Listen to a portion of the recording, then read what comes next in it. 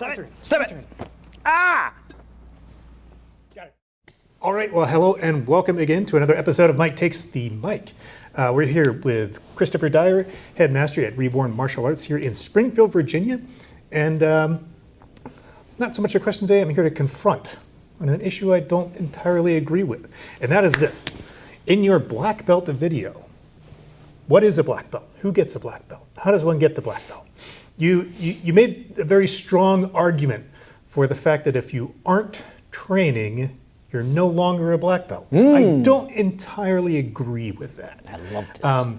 Yeah, so, and that is because if you achieved a black belt, you have some fundamental knowledge, and in spite of the fact if you're not training it all the time, you're still gonna retain some of that fundamental knowledge. I certainly don't remember everything that I learned in high school, but I still have my high school diploma. I'm still a high school graduate. And I have retained some of the things I learned in high school. And so, like I said, I still consider myself a high school graduate in spite of the fact that I may not remember everything. I'm looking at you, high school chemistry. So, your thoughts on my disagreement? Your rebuttal? And is this going to come to blows? No, because we're mature adults. Speak for yourself. I'm a mature adult. Yeah, what was the name of the thing? Are you smarter than a second grader? Oh, yeah.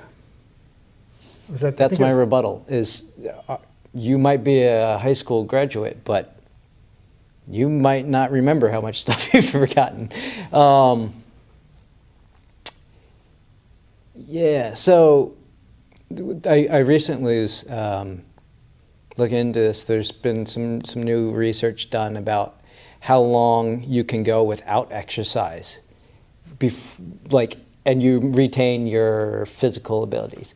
And they're actually saying that it's, for years it was like 2 or 3 weeks, don't take some rest days. Don't go beyond 2 or 3 weeks, because then they'll set you back and you'll have to retrain and all this other stuff.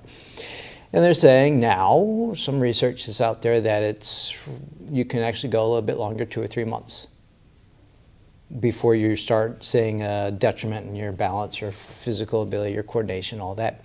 I've talked to people that haven't trained in martial arts, and they, talk about, we've gone to fairs and whatnot, and you hand a flyer to someone, and, oh, I got my black belt. Oh, cool, what style? Blah, blah, blah.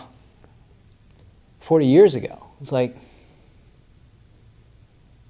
I don't think that you recall all your material from 40 years ago. It might be in a nugget of theory in your mind, but unless you're training, and I don't think it needs to be you train the form every day, every 3 weeks or whatever, but you got to be doing some sort of physical training that mirrors, that assists, that helps your techniques. If you have a technique, let's say you did Taekwondo, which we know requires a lot of kicks and flexibility. If you're black belt in Taekwondo and you haven't touched your toes in 30 years, you might have the instinct to kick a person in their head.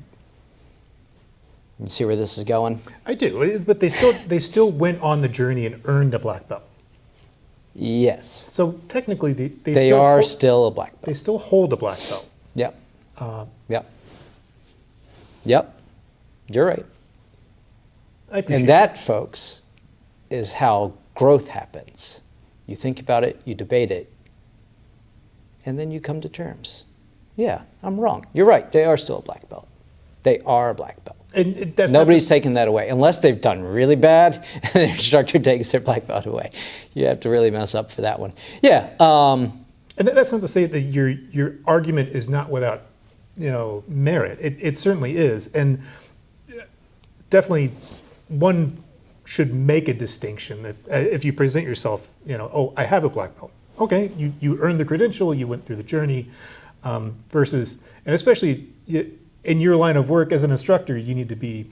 You should be very open about, yes, I train every day. As an instructor, I'm still an actively participating member of the community, and still research and train and think about stuff and go to sleep thinking about it and wake up thinking about it and teach it all day long and train it all day long and then take my training, go to the gym and train those things. What were you saying? that. Yeah. It becomes, especially between being a professional martial artist Yeah. and being a hobbyist, I Yes. think is also another distinction. Yep. So I see your point. I disagree. I think we've reached, a meeting of minds. Yeah, definitely. You're still a black belt. Not you, the general populace. If you earned your black belt, you haven't gotten it taken away for doing anything egregious, yeah, you're absolutely still a black belt. And just my rebuttal to your rebuttal is, what does that mean to you? Of course. That should still, if you're going to go around bragging about it, and that's what it is, it's a straight up brag. If you're going to go around bragging to people about it, You might want to have those skills. I mean, nobody's going to call you on it, nobody's going to test you on it, but what I worry about is the person, oh, I'm a black belt. Cool. I can defend myself. Great, that's fantastic. I can pop my mouth off to people. I haven't trained in 30 years, Yeah, and then there's the problem. You should stay humble. You should train every day. That's my solution to this. Agreed. Well, that wraps up this episode of Mike Takes the Mic. Thanks again for your thoughts, and check us out, like and subscribe, and see you next episode. Thanks a lot.